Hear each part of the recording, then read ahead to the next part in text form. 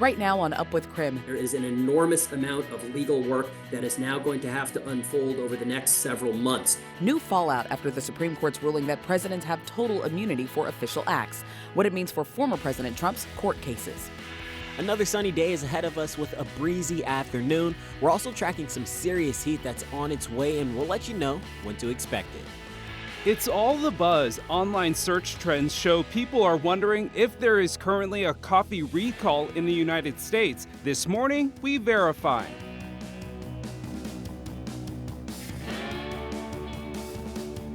Up with KREM begins now. Well, good morning, everyone. It is 7 a.m. on this Tuesday morning. Thanks for joining us on Up with KREM. I'm Channing Curtis. And I'm Tim Pham. It's good to see you, friends. Happy Tuesday to you. Meteorologist Thomas Patrick is on vacation, so we have Brandon T. Jones in the Weather Center for us right now. Brandon, what are you tracking today? I'm tracking a lot of sunshine, Tim, but then also expecting some heat by the end of this week. Taking a live look over Riverfront Park where some exciting things are taking place. I know we mentioned yesterday all the Hoop Fest stuff was broken down, but they've already got some more things back up in. That's because the July Carnival is on its way, the 3rd through the 7th, so we got that to look forward to.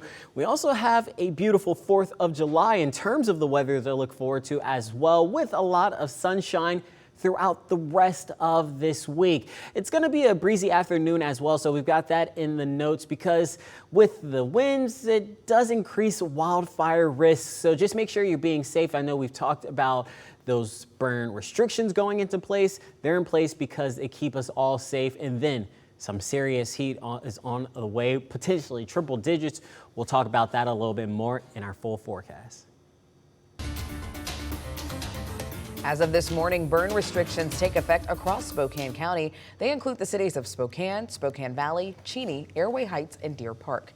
Here's what is and is not allowed. So backyard fire pits or campfires using chopped firewood and charcoal are not allowed.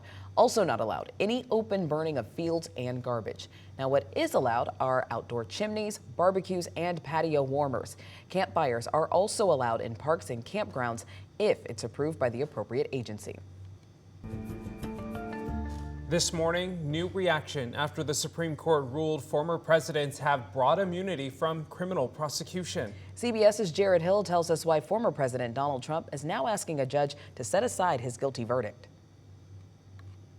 This morning, new questions around whether the Supreme Court's monumental ruling on presidential immunity could impact former President Trump's felony convictions. Trump's lawyers are asking the judge in his New York financial records case to delay next week's sentencing and toss out the convictions, claiming some evidence came from his time in the White House and should be considered official presidential acts. For the things that are just for the president, for those things that are just within the president's ambit, absolute immunity. For official acts in general, at least presumptive immunity. The High Court's 6-3 decision will likely slow Trump's January 6th election interference trial. There is an enormous amount of legal work that is now going to have to unfold over the next several months. That means the chances of a trial before the election are zero at this point. President Biden criticized the first of its kind Supreme Court ruling. Today's decision almost certainly means that there are virtually no limits on what the president can do. Chief Justice John Roberts wrote for the conservative majority that the president may not be prosecuted for exercising his core constitutional powers without specifying the limits of those powers. Justice Sonia Sotomayor offered hypotheticals in the dissent, quote, with fear for our democracy, predicting disastrous consequences as a result of the decision she called deeply wrong. Trump celebrated the moment, writing on social media, "Big win for our Constitution and democracy. Proud to be an American." Jared Hill, CBS News, New York. To be sentenced for his hush money conviction next week on July 11th. The falsifying business records charges are punishable by up to 4 years behind bars. However, it's just not likely. Other possibilities include fines or probation. Now, yesterday's Supreme Court ruling stems from an appeal over arguments of whether Trump can be prosecuted over his efforts to overturn the 2020 general election. The justices ordered lower courts to figure out how to apply the decision to Trump's case, including what constitutes an official act as the president.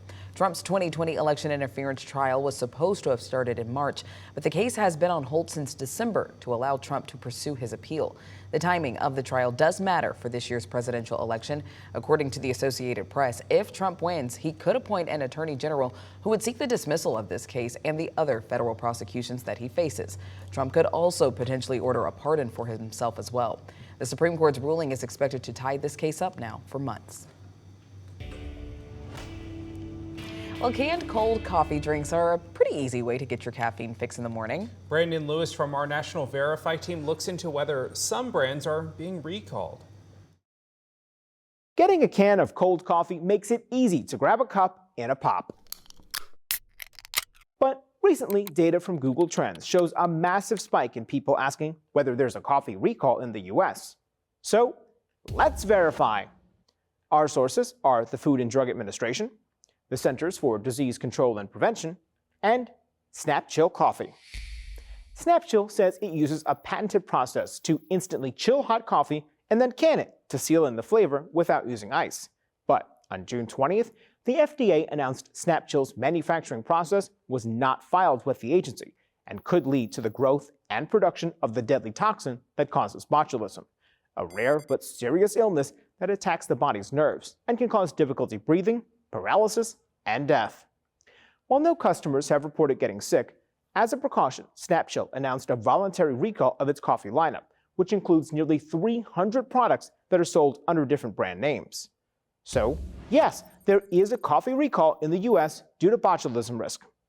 Recalled products were sold in 7 to 12-ounce metal cans that say produced and distributed by Snap Chill LLC near the Nutrition Facts panel, or have Snap Chill coffee on the label. You can bring the recalled items back to the store where you purchased them, or contact Snap Chill for a refund.